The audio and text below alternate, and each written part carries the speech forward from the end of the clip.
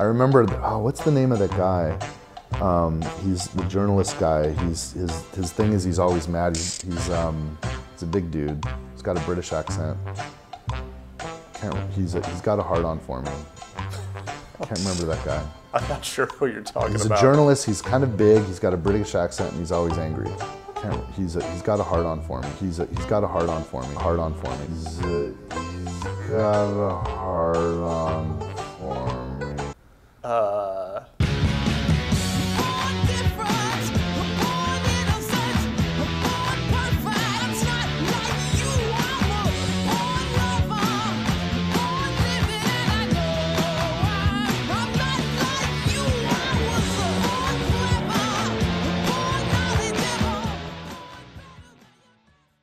For today's video, I would like to give a shout out to my main man, what's the guy? He has glasses, wears these cheap looking velvet suits, does magic tricks, lies a lot. Blandy Pitch Fraud? Mandy Felch? I'm sorry, I've completely pretended to forget your name. Anyway, this video's for you, you liar who told lies about me. Moving on. I get emails here and there from developers who want advice on not being wankers. Some would argue they've come to the wrong man.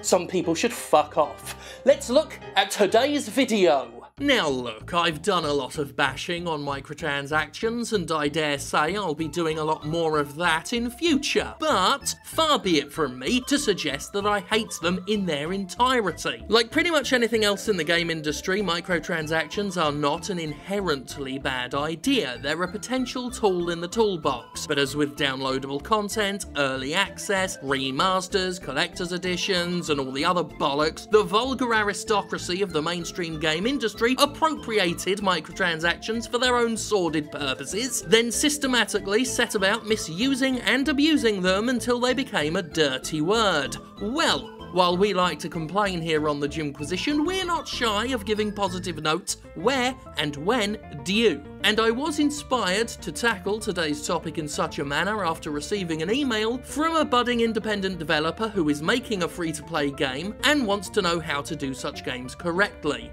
Or at least in a way that won't piss everyone off. Now look, I'm no game designer. That's obvious. I don't know design.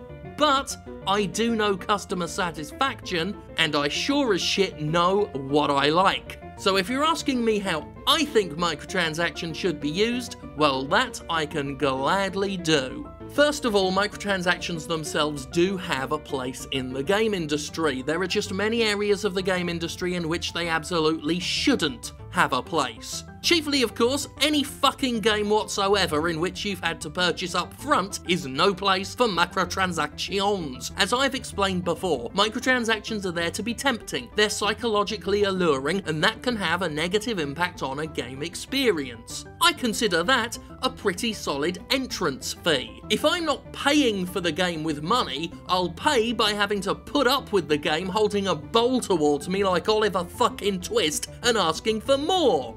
And maybe, just maybe, I'll even put something in that bowl, but we'll talk about that in a moment. What sickens me is the companies wanting to have their cake and stick their dicks in it too, by charging up front and mentally assailing the player with bullshit currencies and more transparent attempts to seduce your wallet open than you'd find at a strip club. As far as I'm concerned, that's a game charging twice. Once materially, second intellectually. If you want microtransactions, fill your boots, knock yourself out, help your fucking self. If you wish to indulge in the allure of profit with no upper limit, that's no skin off my fork. But just make a free-to-play game and have fucking done with it. Swallow your pride and unshackle yourself from the ego and tradition and greed-driven instinct to charge $60 for your game while maintaining a free-to-play economy. Doing both is avarice. Freemium economies are for freemium games. If you want a freemium economy, make a freemium game. And I know you can do it because fucking thousands of them have been made. And don't give me that, how do they pay for servers? Bullshit. First of all, the companies doing these fee-to-pay games, not free-to-play, fee-to-pay games, yes, I'm still proud of it, are making tons of money and dodging taxes like they were Matrix bullets, so don't go playing me a tiny fucking violin. And second of all, that argument does nothing to answer my question as to why they don't just make actual free games to begin with and support everything with microtransactions. You know, like plenty of other fucking games have managed, those thousands of games I already just mentioned. For the sake of argument, let's say yes, they need the microtransactions to support the servers. Okay, what do they need to charge the $60 for then? What's that for? Oh yeah, it's to make more money, which is fine. Companies are there to make money. But they won't fucking admit it, will they? No, they'll plead poverty while making more money than you or I could friggin' imagine. It's a case of desire, not necessity. So don't go telling me how fucking Blizzard can't afford things. So anyway, we know what I think about that. You're going the full free-to-play route, because you're not a financially ravenous wankmonger. Good start. The next question comes, how do I create an economy that will inspire people to support my game and not upset everyone? How could I do this with a normal human conscience and feel like I did good?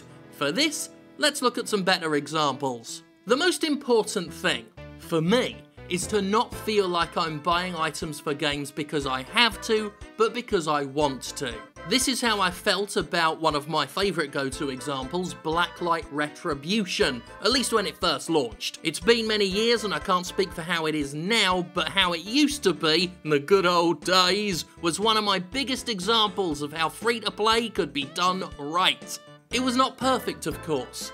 None of these systems are perfect. Paying to merely rent items was a bit of a pisser, but it's not quite as bad as one-use consumable bullshit either. Furthermore, while Blacklight did offer gameplay-affecting items in exchange for money, they didn't fuck over the in-game items to make the paid stuff look better. While obviously the premium stuff was cool and effective, I spent many happy hours playing Blacklight without spending a single thin dime. The starter weapons and abilities were more than enough to hold my own, and that's what matters. Make a game people can play happily and effectively without spending money. But if we're not forcing people to buy them, why would anyone buy them? Is a question I'm sure some unimaginative and cynical developers might have. Well, again, I can only speak for myself, but I'll buy content in a free game if, and only if, I want to. I'll never reward a game that makes me feel like I need to buy something to succeed or continue to play it. But if you give me plenty of freely enjoyable content and get me immersed in your game, I'll absolutely be more inclined to give you cash. I've most certainly given money to some free-to-play games before, and only ever when I felt said games truly weren't strong-arming me by holding my potential in-game success to ransom. They may tempt me, they may seduce me, but they're not mechanically railroading me. For an example of how to do this really atrociously, disgustingly wrong, look no further than what I call free-to-wait games, the shameless time wasters exemplified most despicably by Dungeon Keeper Mobile. Though there are dozens, probably hundreds, maybe thousands of mobile games that follow this detestable model, Dungeon Keeper Mobile really was an utter piss take. These are games that try to grind their players' patience into the dust by making them wait exorbitant, unforgivable, ridiculous amounts of time to actually play anything. That's if you can even call what's in these fucking things gameplay. In Dungeon Keeper Mobile, for example, you'd carve out your space for your dungeon as you would in a traditional Dungeon Keeper game, except rather than having your imps chop away at blocks a few seconds at a time, it could take hours upon hours for them to free up a single bit of space for the player to use. Check it. We want to build down here. I want to unlock this, I guess it's a stone mine here, because you need stone mine to build stuff, just like the classic Dungeon Keeper of yore. So what we're going to do, we're going to zoom in here so we can see. We need to build down there, so we're going to tap on that block, tap on that block. And that's it for today. That'll take 1 day and 4 hours, 28 hours. That's that.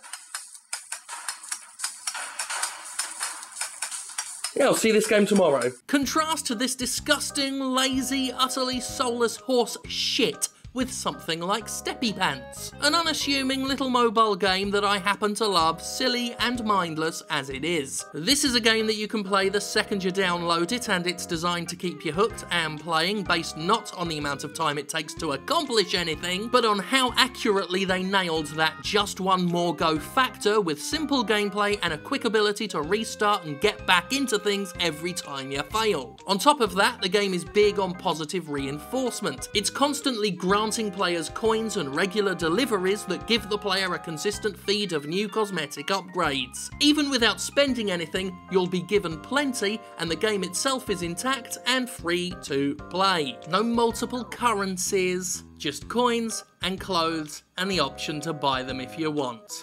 Now, there are some exclusive costumes that you have to buy with subtle passive abilities, and costumes themselves do come in 3 separate pieces. Now, this could be shitty, except for the fact that unlike so many cosmetics in games these days, they're not sold to the player in random loot boxes or sticker packs. The freely given costume pieces come randomized, but if you want a full set, you can directly buy it. Something I've had no problem doing because the game was free to begin with, constantly rewarded me, and I felt it was a very fair exchange for the fun I'd had. Contrast that to Overwatch, which, in addition to charging a premium price up front, hid all of its items in loot boxes alongside tons of useless garbage that nobody wanted, as well as the chance for finding duplicate items, all in boxes that you got as in-game rewards once per level, which after a while is a really fucking long time. The perfect storm to coax players into spending real money to just get the loot boxes up front. And this is before limited time items that really put the pressure on customers to snap up those boxes while they lasted. Oh, but it's just cosmetic! Yeah, we're going to address that in its own video, but for right now, sure, yeah, they're cosmetic. Many games have cosmetic DLCs. Many games aren't complete fucking pricks about it. Far too many games are. Now, am I saying Steppy Pants is a more rewarding game than Overwatch? Yes. In certain aspects, most explicitly in terms of literal in-game rewards, yes. Steppy Pants is by far the more rewarding game, and it should be considered shameful that a company that prints money like Blizzard can't give its players more positive encouragement to financially support them than an unassuming free game on my phone. It's pathetic that they went the ransom route, that they went the gambling route. It's pathetic.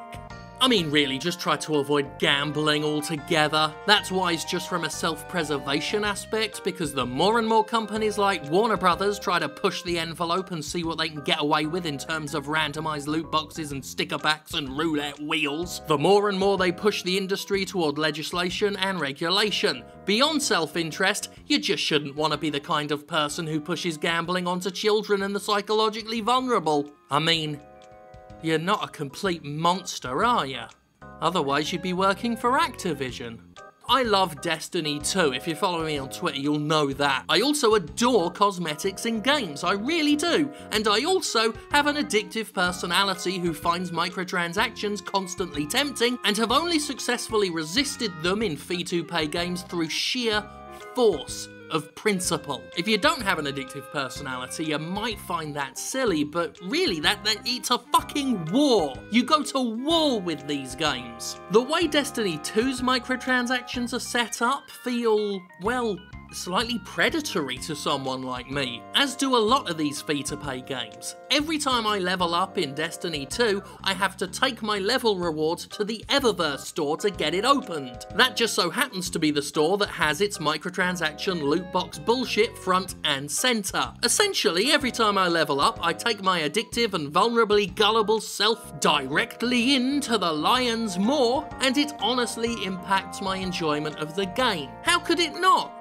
Even if just by a little. Each new level is an exercise in overcoming my base nature, and I don't buy games to deal with that shit. That's what I pay therapists for. Oh, and I should have said this earlier, but fuck Final Fantasy all the bravest. Never do what that game does. Never, ever, ever do what that game does. It's barely a game. It's a bunch of reused Final Fantasy assets that flip about while you brainlessly bash your screen before being told you can't even do that anymore and that you should spend real money to do it all over again. Square Enix essentially invented not a game but a brightly coloured payment screen, an open invite from your wallet to Squenix's Nosferatu hands. And there are so many of these barely games around now, especially in the once promising mobile market that has now been swallowed entirely by Clash of Clans rip-offs and other copy-pasted free-to-wait bollocks.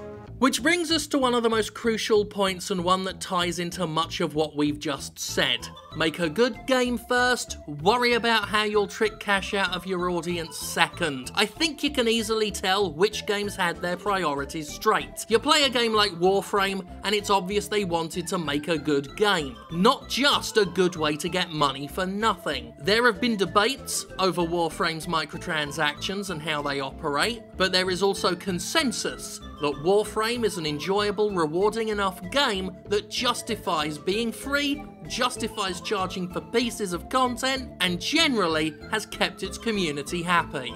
Now, don't play those MOBA games that the children talk about, but I also rarely hear complaints about their freemium elements because they're generally well-crafted experiences that tend to sell decent content directly to players and make ludicrous amounts of money doing so. League of Legends in particular is raking it in selling new champion skins, and while they reportedly screw up here and there, for the most part people seem quite happy with the fact that their free game is both well-crafted and offers paid content on the side without players feeling like they absolutely need something to stay in the game. I mean, some of those skins seem ludicrously expensive to the point where the term microtransaction is pushing it, but the game's still free and you're not having your actual fun, your entertainment, gated off and sold back to you for cold hard cash. I've heard too many horror stories about game developers almost literally rubbing their hands with glee at how much money they're going to make off their whales and their dolphins. Words like exploitation are thrown around in the mobile game development space, and they're not used negatively.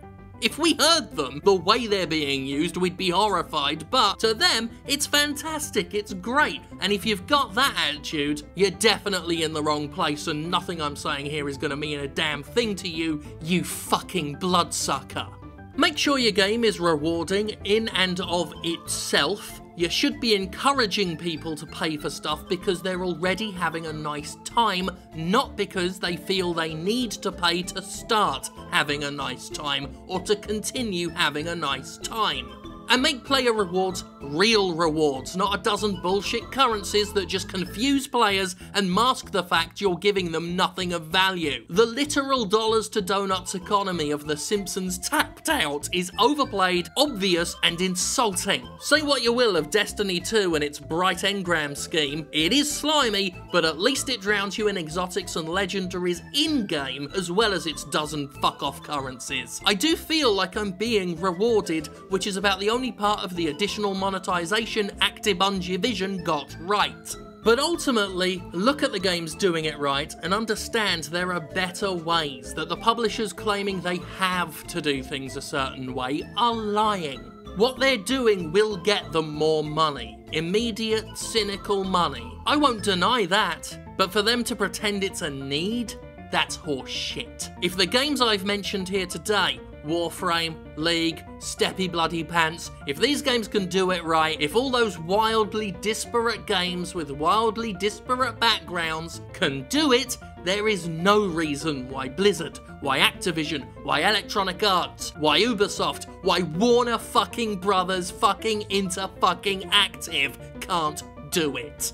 It's not that they can't, it's never that they can't, it's that they won't. They don't want to. They're too busy making a killing, aka a thieving. They're not gonna stop. They chose the path of the shitheel, which is why, if you've ever emailed me to ask how you do this kind of stuff, chances are you never actually needed my advice to begin with. That's the takeaway. That's the real lesson here. By simply showing the concern, you stumbled upon the most important, most obvious, yet least appreciated step of them all. You cared. You cared about us. Bungie didn't even care to tell anybody what it was doing to shaders before it was too late. But you cared, and if you care enough to want to avoid being a cockhead, I'd say you're on the right track. Hey, we started with working with other people's IP. We have lots of credibility there. I was just retweeting people that on launch day, there's a lot of people like, it turns out there's a lot of people that really love Aliens. And that's great, I love it too, I think that's awesome. And this guy, he had given the game like a 1 or a 2 out of 10. Like he had just like, and it, I mean, that's just, come on. But you know, he's looking for hits or whatever. He's pretty much the guy that furthered the whole conspiracy theory stuff more than ever. He couldn't believe that people would like the game. And I was retweeting all the people that were telling me they liked the game. So he then made a story up that I had created the Twitter accounts and made the post and was retweeting like sock puppet accounts. So here was a guy who was so motivated to further this claim that I was a liar that he was willing to lie himself to try to convince people that I was a liar. And like that fried me. I was like, what the like this is a topsy-turvy upside down. Today it's like normal, like we're in a world where Donald Trump's our president. So like this is the idea of like somebody calling fake news, it's not fake news when fake news, it's like that's like commonplace today. But back then it never even occurred to me that behavior could exist. And people would make a claim without any evidence and actually push that claim. And even if it's not true, and even say, no, that's not true. That hurt. I don't care. I don't care. That hurt. I don't care. Okay, I'm moving on. Man, that's cool. I'm in that dude's head. Okay, I'm moving on. Man, that's cool. I'm in that dude's head. Because I'll tell you the worst thing. Alien, and there's Fox, and there's Sega, and there's us. As I said, I don't know game design, but I know what I like as someone who plays games, as someone who buys games, as someone who loves games, loves them enough to dress up like this every week and rant about them. He's got a hard on for me. But back to Randy Pitchford, huh? Right, Randy, this one's just for you. Do you wanna do this? Do you wanna have a fight? Because that's how you go about it. Telling blatant lies about me in interviews, that's how you start a fight.